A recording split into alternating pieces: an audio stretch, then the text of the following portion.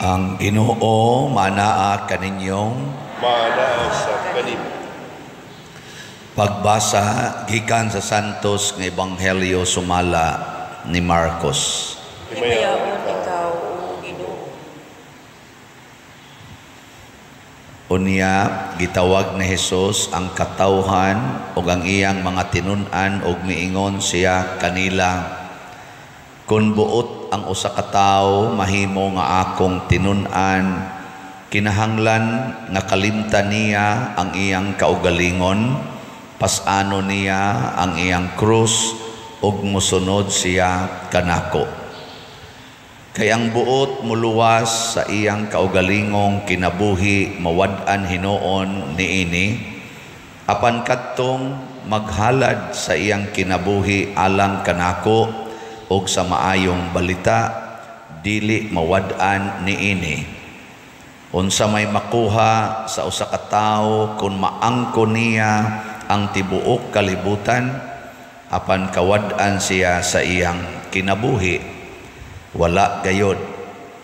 Walay bisan unsa nga ikahatag sa usa ka tawo aron mabawi niya ang iyang kinabuhi.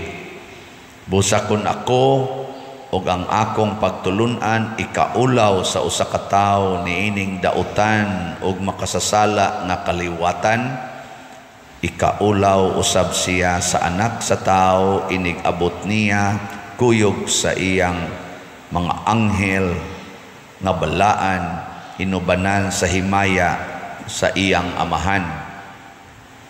Unya miingon siya, timan-i kini, pipila kaninyo dinhi dili mamatay hangtod nga makita nila ang gamhanang paghari sa Dios. Ang Ebanghelyo sa Ginoo. Daigod ikaw, O Kristo.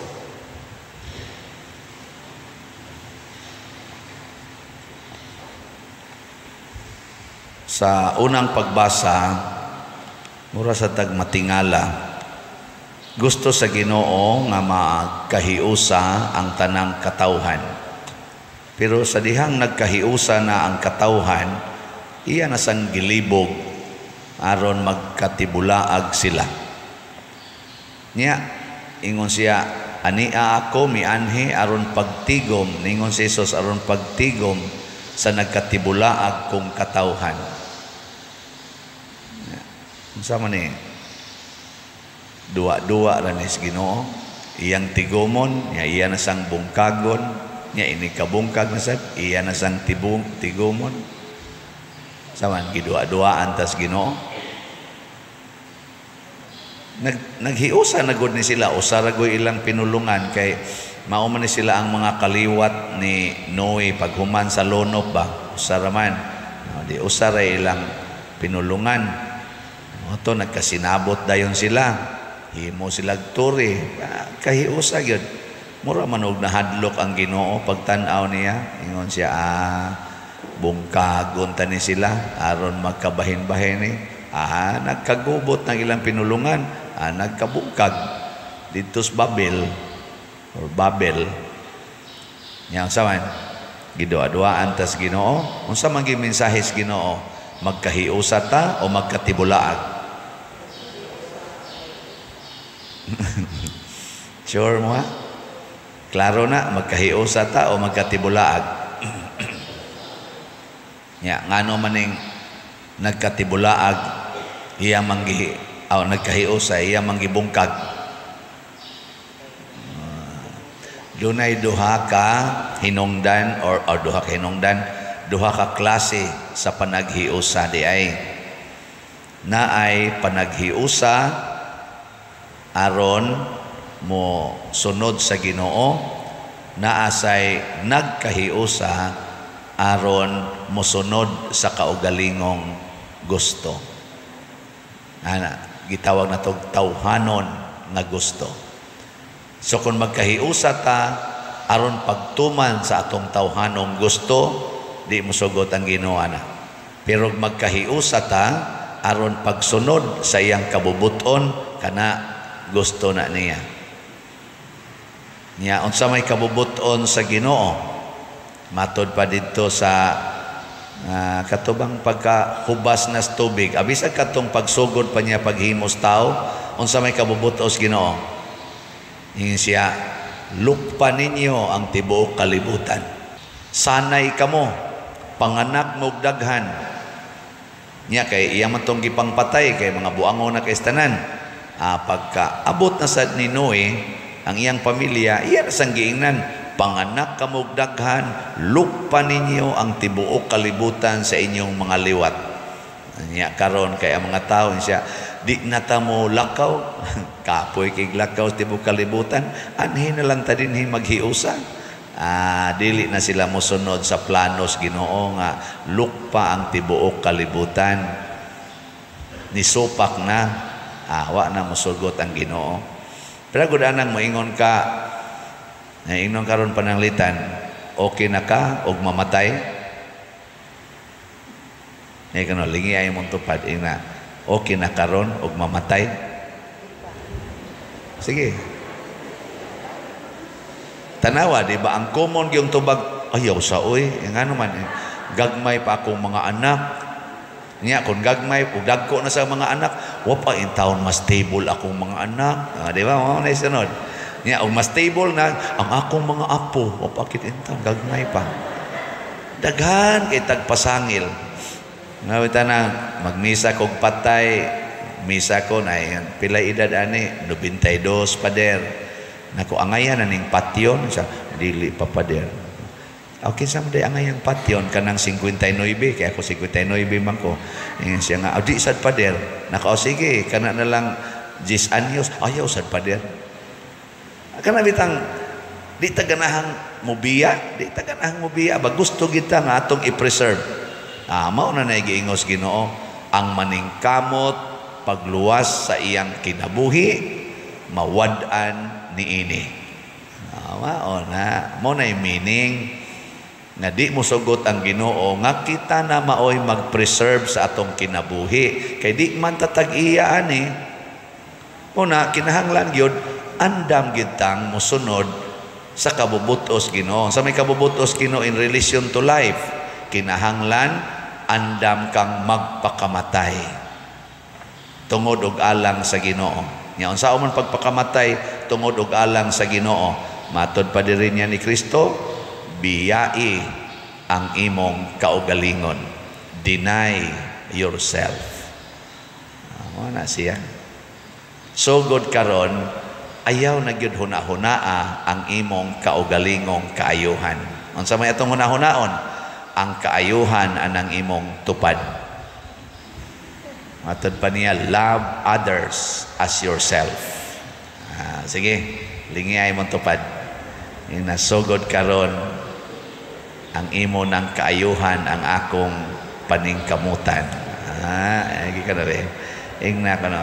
Nasugod ron ang imo nagyong kaayuhan. Ana. O niya ron kung masakit ng imong isig katao, unsa may imong buhaton. Matod pa ni Kristo, atimana ang mga masakiton. O niya kung ang nasakit, ang imong silingan, nga kanhi kabit sa imong bana. Ansaman, atimanon o tiwasan? Mga buangon mo, inyong tiwasan.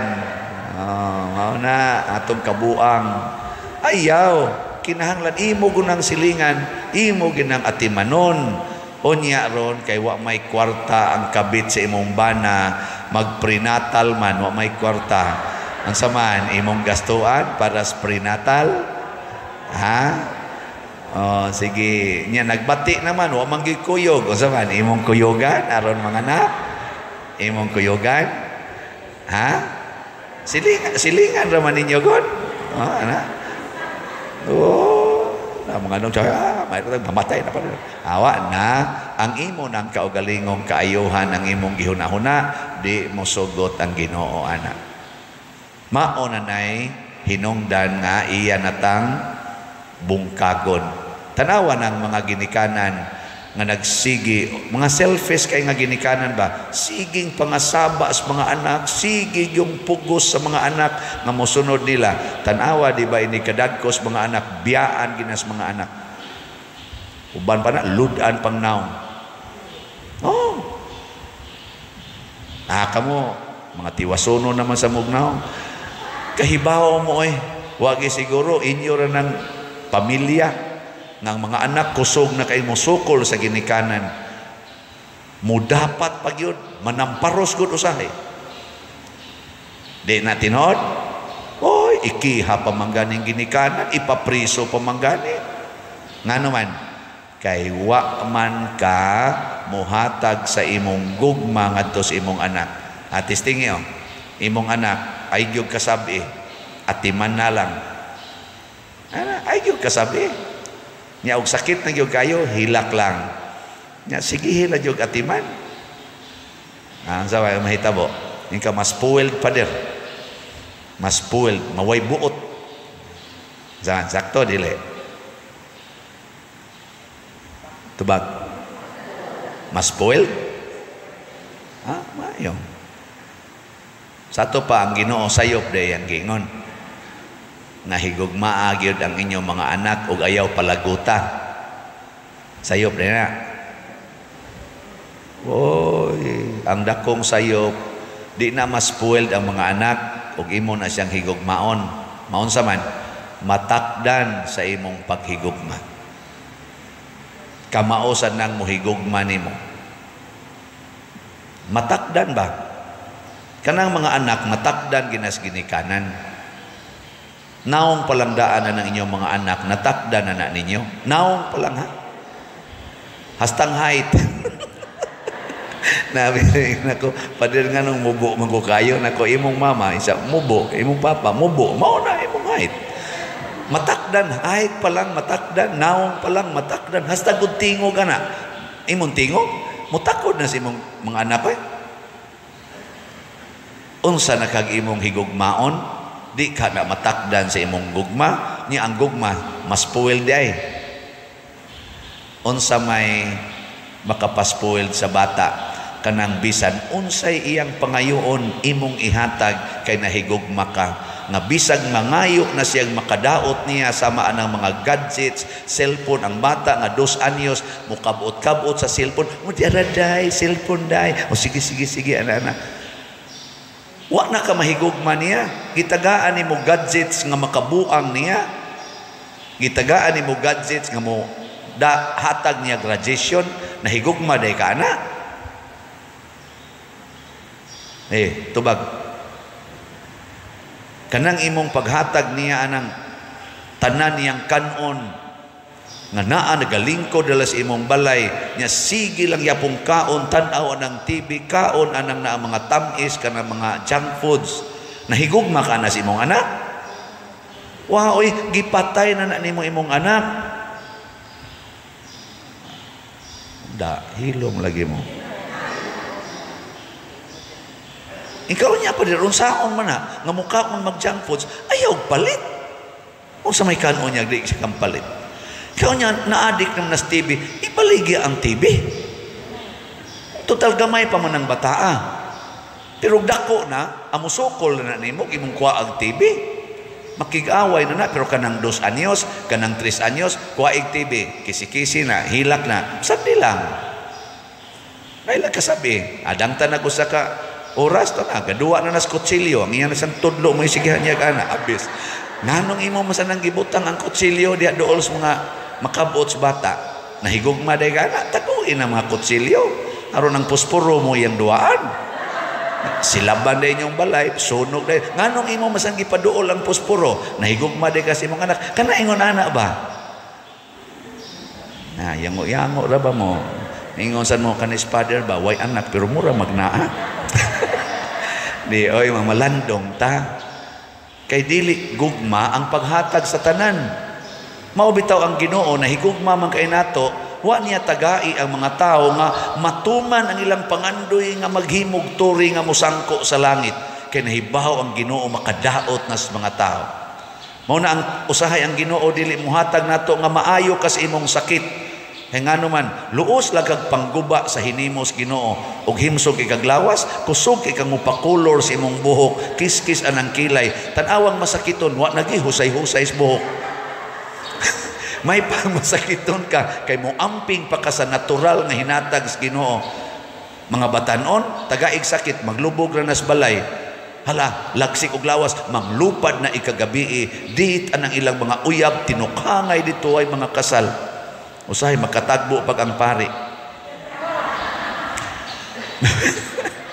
Nga mga himsog og lawas.